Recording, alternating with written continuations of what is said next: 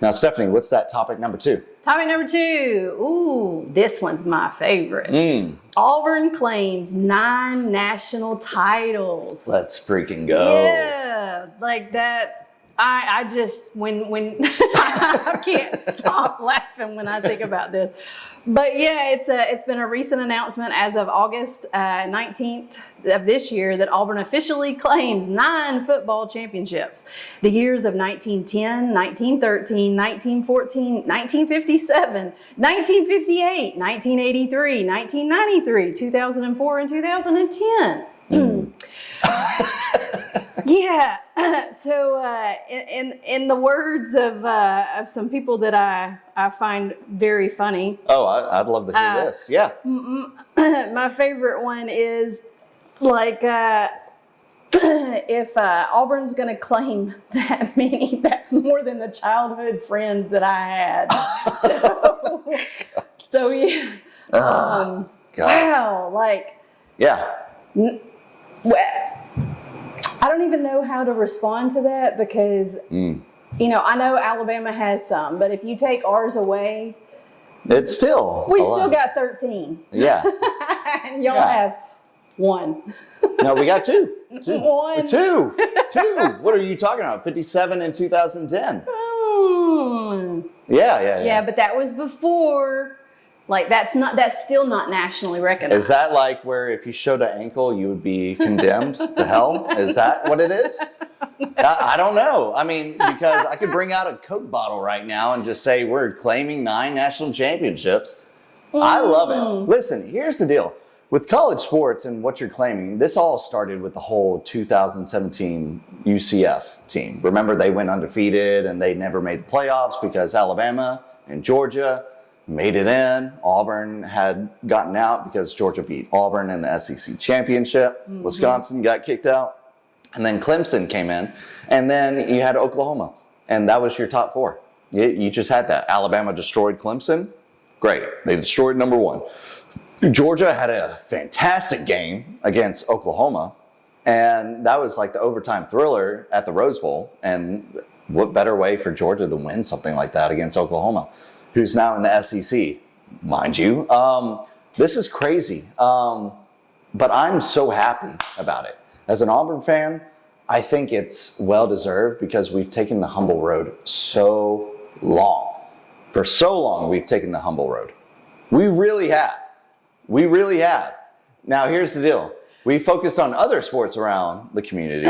Basketball, not bad, all right? Gymnastics, we got a freaking world star, you know? I mean, y'all do. There are Auburn does deserve a place in the spotlight. Yeah. And there have been hard-won victories and everything, but on the football side, it's been one of those where you've not maximized your potentials when you had the chances. Yeah.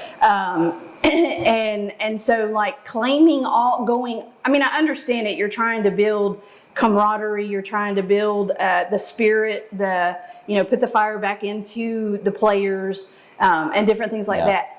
But I mean, come on. Like we're going back to 1910 and I mean, none of us were born. So it's like, I don't know. To put it lightly, is Auburn's national championship claims is kind of like Bigfoot. Okay. I'm still with you. Go ahead. It's blurry. Okay. It's questionable. And it's mostly in your psyche. You're kind of like, you want it to be so true and so real, but that's the thing is like for Auburn fans, we are the most delusional fans when it comes to football. I believe that. I think Alabama fans are too. I mean, I have to. It's not that y'all are delusional. Y'all are annoying as hell. I swear. Like, y'all won't shut up. Well, that's because we've won. I know, but that's a sore winner. Like, yeah. No, like I think what it is we have the expectation. So we've been spoiled. Yeah. We have the expectation that when we hit that football field, we're supposed to just automatically win. Like it's just, and we forget that every year you it's a new year. It's Yeah. it's new mentalities. It's new guys. It's, and then, you also forget these are young kids. I mean, like 18, 19, 20, 21. What were you doing when you were that age? I mean, most of us don't even know what, I mean, so yeah. I get it. I get it from that point, but I think it's a lot bigger than anything because think about it. This whole past week, they retired Cam Newton's jersey. They are releasing a short documentary or two-parter film on the 2010 Tigers team with Cam, Gene Chizik, all them. Gus Malzahn's even back in it. That's crazy. They're just, they put Pat Dye Field on the field, but there's one little thing that gets on my nerves about that. Yellowwood. Yellowwood. It's yellow on the field, and it's horrendous. Yeah. I have my thoughts on that. I really do. Yellowwood, great. For building homes, decks, anything that you need. That's great. You're providing. You're providing. What you are not providing is a clear vision of staying away from the Auburn program. I'm sorry. Stay away from it. You may be the richest one in the state of Alabama, but stay away. Oh, I know. Yeah. But here's the deal, man. Like, if 5 years or 6 years and you're part of the program and you have 3 coaches, it's the same thing that Alabama went through when they went through their great bear hunts. Remember that? The 8 great bear hunts? Yes, we call it the Dark Depression era. Yeah. The very dark And days. what was the problem with that? What was the absolute problem with that? Well, you had people making decisions that were not actually the ones on the ground, doing taking care of the players, creating the environment, the atmosphere, and you put the number one goal as to trying to reclaim something that was yesteryears, and so yeah, I mean, it was the years of the mics, the years of the fear the finger, fear the fourth finger, fear the thumb, fear this, fear that. I mean, it was awful. I lived through those days, and I remained faithful. Yeah. I did not give up with, No, because you can't. You have to hold on during the cold winters, the dark winters, the years of the mics, to get to the Saban era.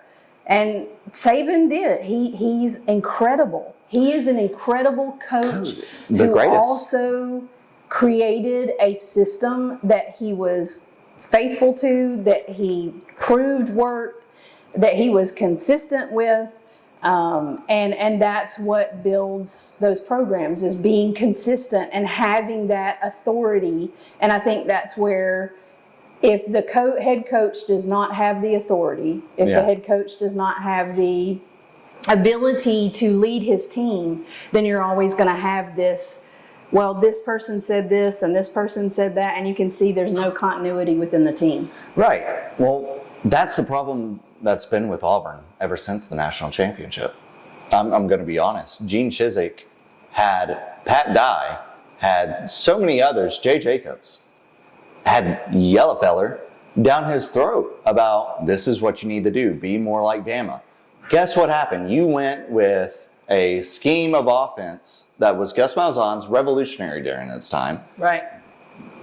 And you decide to go back to the old days of wishbone, offensive style. This was old style football, from the 1970s. Bear Bryant's philosophy, right? Right. It didn't work with the players that you had because you were trying to coach up players who are so much more used to the spread of the nowadays offense. And even then, from 2010 to now, the offenses have changed exponentially. They have changed. So when you're trying to tell a coach how to do his job, he can't get anything done. What was the thing that made Nick Saban great? He said, first year, I do it your way. Mm-hmm. Second year, it's my way. It's my way. 7-6 his first year.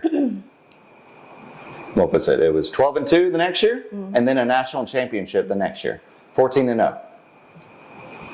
I'm sorry, but he had a philosophy. A lot of these coaches right now, and especially in the NIL, are going crazy because these kids want money. That's all they want. It made Nick Saban retire. I'm sorry. Like, Well, it's very hard to, I mean, that's, I don't know him personally. I've heard him talk and everything, but the one consistent thing that you've heard from him was when he was when he left LSU and went to Miami. It's very hard to coach someone who makes more money than you. yes. And then you got young guys. Do I think that football players need to be paid? Absolutely, I do, because they're out there breaking their bodies and putting themselves in harm's way. They're the warriors. Yeah. So they're like the tribal warriors. But when you give that much money to young kids, it's very hard to maintain a sense of, or take the entitlement off the table. Yeah. And realize that you're here to do, this is your gift. This is what you want to do. Yeah. So do it to your fullest and your fullest potential, and also still be humble enough to be coached, because no one gets to the top by themselves. They get to the top because they have a team, they have a coach, they have people that mentor them and can point out the flaws and the shadows and the things that you're not paying attention to, and to make yourself better. Everyone needs, I don't care what position you are in your life, everyone needs a mentor. Right. But that's the thing, is that these parents right now are seeing opportunities. Even Nick Saban said that. Like, the parents are now expecting, well, how much is he going to get paid? How much is he going to get paid? You're using your kid. Well, that's parents have been doing that for years. They have? It's that's been going on for years. Everybody wants, everybody wants the American dream, and sometimes we'll sacrifice things to get that. Yeah. But it's a learning process. Yeah.